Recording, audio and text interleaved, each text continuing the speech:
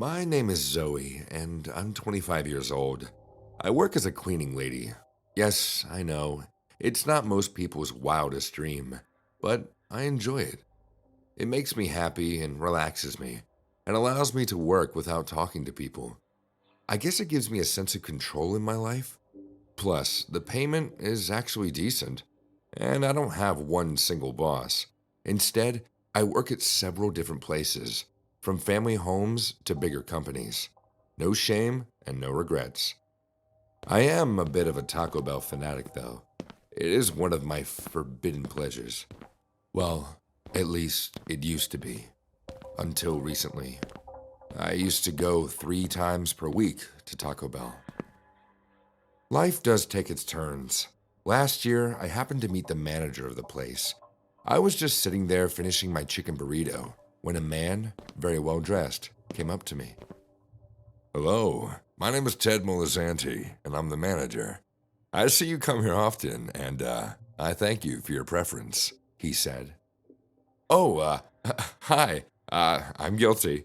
I love your food. No, now I'm actually embarrassed, I replied shyly. Please, don't feel embarrassed. Enjoy your meal, Ted said. Before Ted could leave, I grabbed the moment to ask him if they had any openings for a cleaning lady. Yes, we're always on the lookout for enthusiastic laborers. My bad. I mean employees, Ted said. But we don't have any openings for the specific restaurant.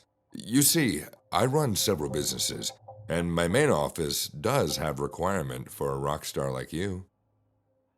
Wow, that is definitely an unexpected proposal.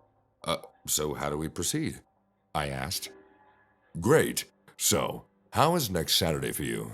6 p.m.? I can give you the address to my office. It's not far from here. That's good for me, I said.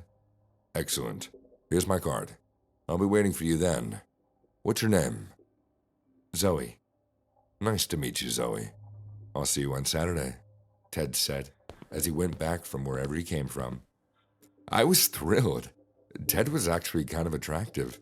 He wasn't the typical good-looking man, but he was tall, well-built, and there was something in his eyes and voice that I just found charismatic and strong. This first talk I had with Ted was on Tuesday, so I couldn't wait for Saturday. The excitement made me work even faster. I was still living with my mother. She definitely noticed that I was feeling enthusiastic about something, and I ended up telling her. That sounds so good, dear, but just be careful. These top-notch men who think they own the world, you're very pretty. Just be smart and safe, okay? My mother said. Yes, I know. It's a wicked world out there. I'm kidding, but you are right, I answered. Of course, my mother's advice was useful, but I have no brothers and sisters, and my father died when I was 19, so my mother was a bit overprotective. In any case, Saturday, 6 p.m. sharp, I arrived at Ted Molizanti's office. I was received by a secretary. Everything was legit and normal. The building looked great, and there were several people inside. A few minutes later, I was alone with Ted in his office. We agreed to a $2,000 payment. It was good enough for the amount of work. Cheers to new beginnings, Ted said as he offered me a glass of wine. Thank you, Ted. You are amazing, I said. The next couple of hours passed by in a rush. The wine tasted very exotic and strong. And Ted was even stronger. He was gentle initially, but then devoured me like a tiger. After my special meeting with Ted got over, his secretary paid me in advance, $2,000, all cash. I was super elated and proud that evening. My new job was interesting. The work hours were less, and every evening, Ted offered me his special wine and love. Things couldn't get any better, I thought. One evening after we were done, thank you for all your help, Zoe. How are you feeling? I feel great. Thank you as well. I guess I'll be seeing you tomorrow then, I said while dressing up. I'm afraid not. I'm leaving this place. I'm shifting to a new state to manage this new office of mine. It was very nice to meet you, Zoe, Ted said as we hugged. I was heartbroken, but I always knew our special relationship would end one day. Oh, okay, I see. Good luck, Ted. You too. Who knows, maybe we'll meet again in the future. All the best. 2 days later, as I was having dinner at home with my mom, I started listening to voices in my head.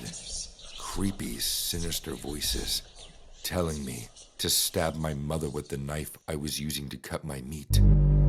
I tried to shake those voices away, but it was useless, and things were about to get weirder. As I looked at my mom, I saw her eyes melting. Her whole face was becoming disfigured, and her mouth became huge.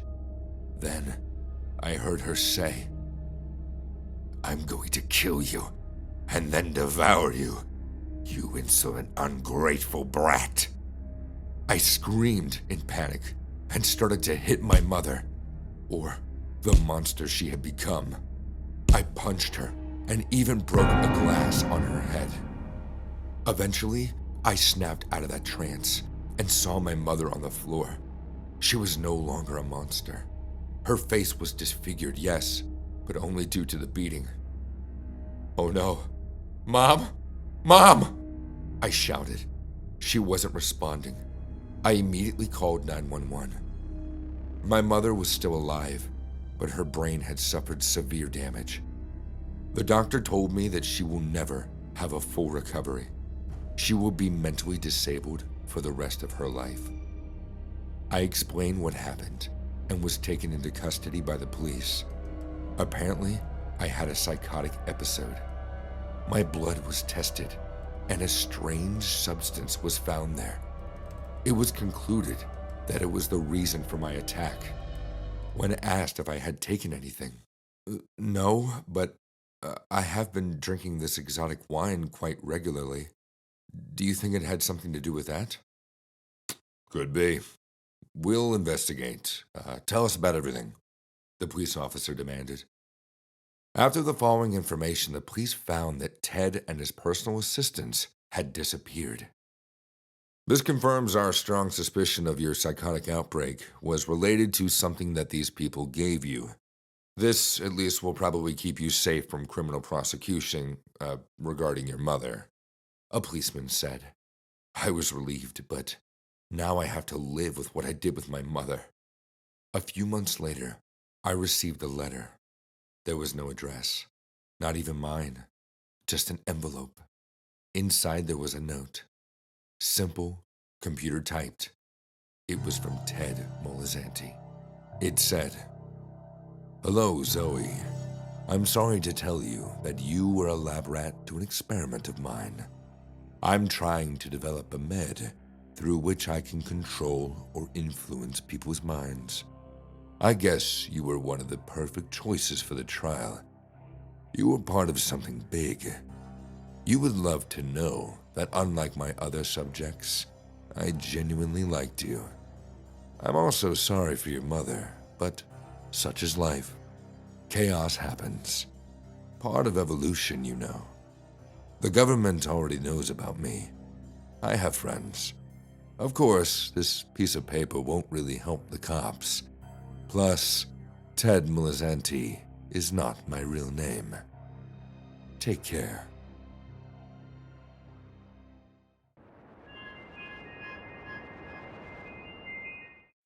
I'd only been working at the pizza place for a few weeks, but I already knew the best and the worst neighborhoods for delivery.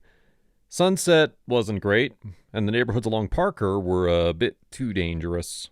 But the area behind Parnell Park was always the best. It was the expensive side of town, and the customers always gave big tips. Whenever I got a delivery request from Parnell, I always knew that I'd be pocketing a bit of extra cash. That's why it was so strange when an order came in from one of the nicest houses in Parnell, and none of the other workers wanted to do the delivery. They flat out refused.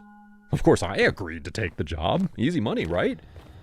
It was my last delivery of the night, a little past 11, and I drove there on my bike. When I pulled up in front of the large house, I knew I'd been wise to take the order. The place was enormous, with grand columns flanking the entrance and a burbling fountain in the center of the circular driveway. I took the 3 large pizzas to the front door and rang the doorbell. After a long moment of waiting, an older woman in a red dress answered. She smiled at me, and my blood ran cold.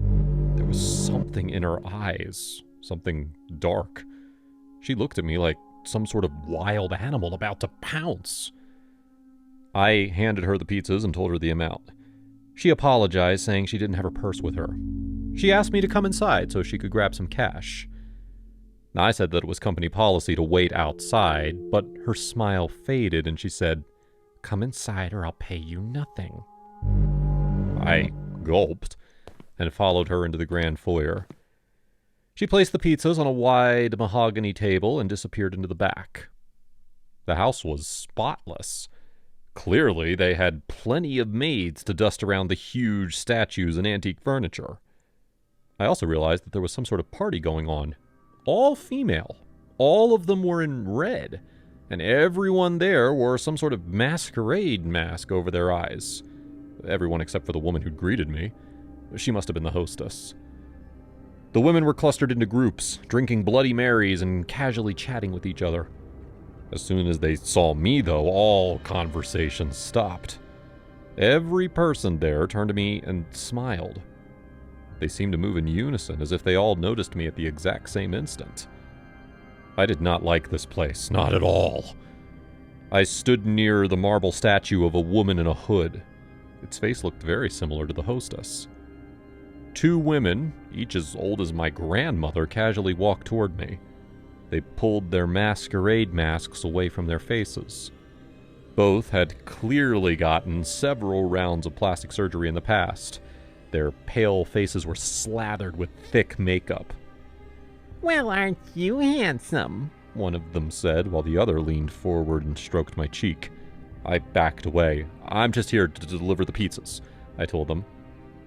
The taller woman, the one who touched my cheek, urged me to sit with her on the nearby sofa. "I really can't," I said. "I have to get back to the restaurant." She pulled out a $100 bill and slid it into my shirt pocket. "You can stay for a few minutes, of course," she said.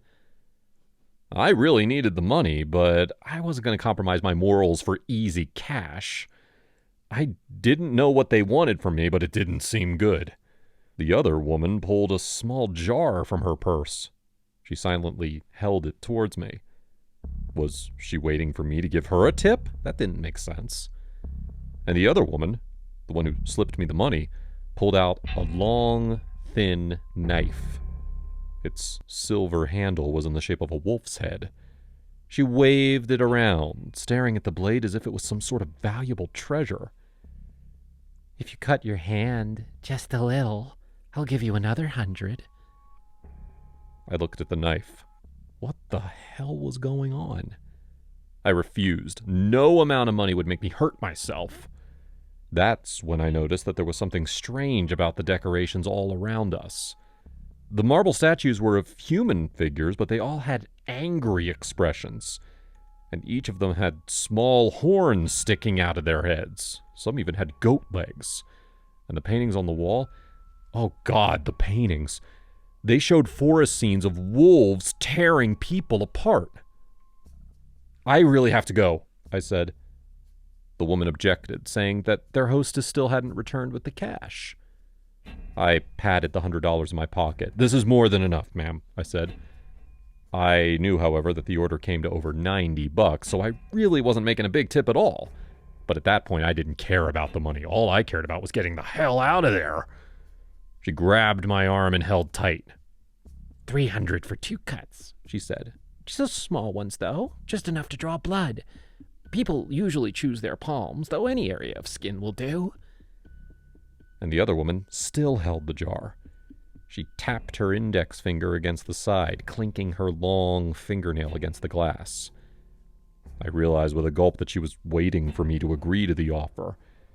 She was waiting to fill up the jar with my blood.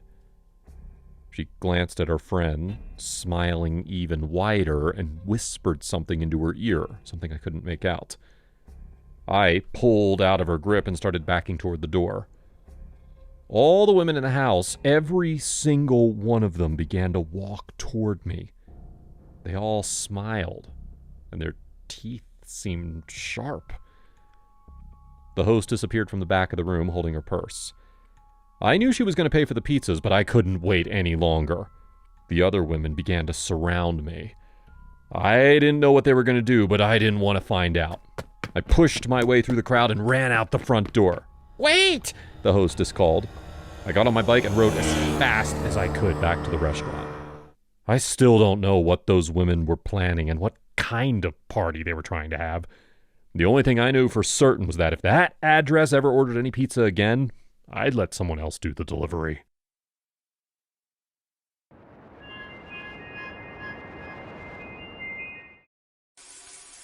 The doorbell rang just as I was getting out of the shower.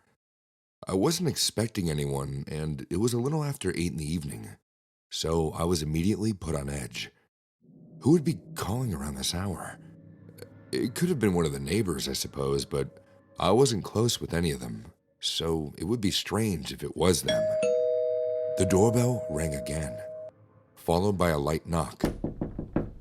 "Give me a minute," I yelled as I put on a robe. The lights were on in the front room, so whoever it was knew I was home. I couldn't just hide and wait for them to go away. When I felt presentable enough to talk to a stranger, I approached the door and disengaged the lock, pulling it open just wide enough for me to peep out. A young man was sitting on the doorstep holding a box. He had a cap on that shadowed most of his face and a brown uniform with a logo that I couldn't quite make out. Pizza delivery for Miss Roberts?" I stared at him for a long moment, fumbling for a response. I didn't order any pizza," I finally said. "You must be at the wrong address." "Oh." The man glanced down at his phone, a frown appearing between his brows. "This is Miss Roberts' residence, yes?" I nodded. "Yes, I'm Amelia Roberts." He relayed the address he was given, and I confirmed that it was indeed my address. "But I didn't order any pizza," I said again. "There must have been a mistake." The man shrugged, holding out the box towards me. "No mistakes here. This is the address I was given," he said. "I was paid in advance, so no need to worry, I guess." I hesitated. I'm sorry, I can't accept this," I said. The man stared at me, his eyes dark beneath his cap. He was getting impatient now. I could tell from the way he was shuffling his feet, his shoulders tensing. "Look, ma'am, I have other orders to deliver. I don't care what you do with it, but can you please take it?" With a sigh, I finally conceded, taking the pizza box from his hands. "Have a good night, ma'am," tipping his hat slightly before jogging back to his car, idling on the street outside. I glanced down at the box with a frown. Who would have ordered a pizza to my house? I live alone, and it wasn't the kind of thing anyone I knew would do. I watched the car pull away and disappear into the night, then closed the door and locked it behind me, carrying the pizza into the kitchen. I never had anything like this happen to me before, and I didn't know what to make of it. The delivery guy seemed legit, but I still wasn't going to risk eating the pizza that I didn't order. I had no idea of knowing where it had really come from, or what intent was from whoever sent it. The least I could do, however, was take a look inside. There might have been a note or something to explain who it was from. The smell emanating from the box was making me hungry, but I shook my head. It was too weird, too suspicious. There was no way I was actually going to eat it. I grabbed the edge of the lid and lifted it open. Pepperoni. My favorite. But that must have just been a coincidence. Most people like pepperoni. A streak of red caught my eye, and I lifted the lid further, the color draining rapidly from my face. Written in red on the inside of the lid were, "I'm inside your house." I stared at the writing, my eyes going wide. What the hell? Was this some kind of cruel joke? I could tell from the smell that it was just ketchup, but the resemblance to blood made me feel queasy. And those words, what could they mean? A chill rattled across my neck, and I subconsciously glanced around. The kitchen was empty, exactly how I left it, and the rest of the house was silent. There's no way anyone could have gotten inside. I locked all the doors before stepping into the shower, and it was the middle of winter, so none of the windows were open. But I wasn't about to ignore the threat either. It was probably nothing, and I was hoping maybe just a prank, but the least I could do was make sure that my own house was safe. Pulling open the kitchen drawer, I took out a knife. It felt uncomfortable in my hand, but I'd feel better if I had something to defend myself with, just in case. I'd take a look around the house, but if I couldn't see anything suspicious, what more could I do? I doubt the police would listen to me. They'd blow me off as some kind of prank, or at least not take it too seriously. After all, it had to be someone I knew if they had my name and address. That thought struck me for a moment, and I wondered how they'd gotten my details. I don't suppose it would be that hard, though, if they intercepted maybe some mail of mine, or I don't know. It was still so odd. Was it someone I knew, or was it a stranger? I shook the thoughts away, holding the knife in a tight grip as I went to each room, searching behind each door and in every gap for a sign of an intruder. As expected, there was nobody here. Just some empty threat after all. But it still made me uneasy. They might not be inside the house now, but what if their intention was to break in later? Was I in any danger? Or was I just overthinking things? I didn't know what the smart thing to do was in this kind of situation. I ended up calling my sister. She lives across town with her husband and 2 kids, and I felt bad for disturbing her at this hour, but I didn't know who else to tell. She was the only person I could really trust. She was smart enough to know what I should do. "What the hell, Monica? Get out of there," she said as soon as I told her about the message. "Did you call the police?" "I didn't see any point," I muttered, feeling embarrassed. "Honestly," Sarah said, and I can imagine her pinching the bridge of her nose in exasperation, "I'm coming to get you. You're staying at my house tonight." No, really, I'm sure it's nothing." I froze, the words falling silent on my tongue. "Monica," Sarah's voice came through the speaker, but I was barely listening. I heard footsteps in the hallway behind me, a heavy tread, like boots against wood. I wasn't alone after all. "Monica," Sarah said again, her voice strangled with panic. "Are you there? What's wrong?" "Call the police," I whispered, but my voice was barely audible.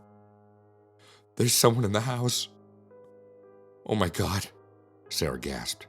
I heard movement, then her voice further away. "Tom, call the police. We need to get to Monica's house now." "Monica, are you still there? Where is he? Can you find somewhere to hide?" I was hardly able to breathe. As my body kicked into gear, I grabbed the knife. "He's coming," I gasped softly, listening to the boots thud closer. There was no point in running now. I had nowhere to run. The door to the kitchen swung open slowly, and my knees shook as I stumbled backwards, clutching the knife in one hand and a phone in the other.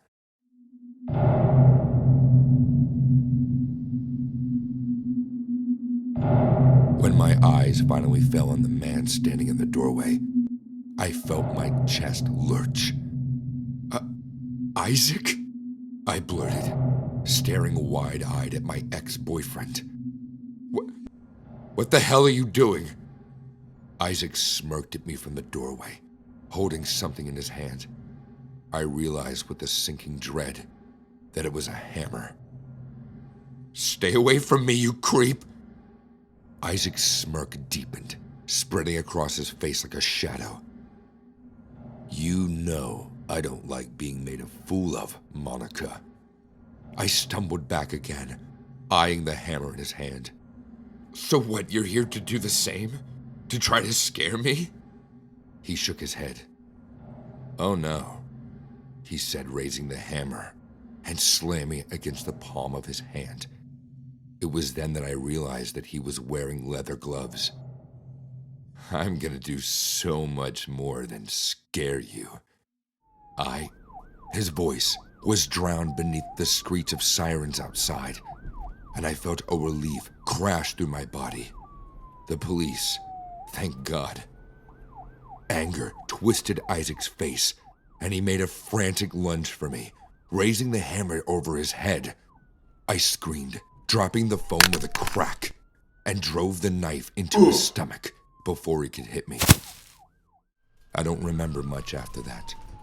Isaac was taken to the hospital, and the police questioned me about what was happening.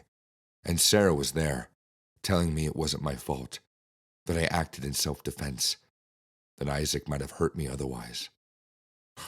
It all turned out okay in the end, but if I didn't call Sarah or grab the knife, things could have ended very, very differently that night.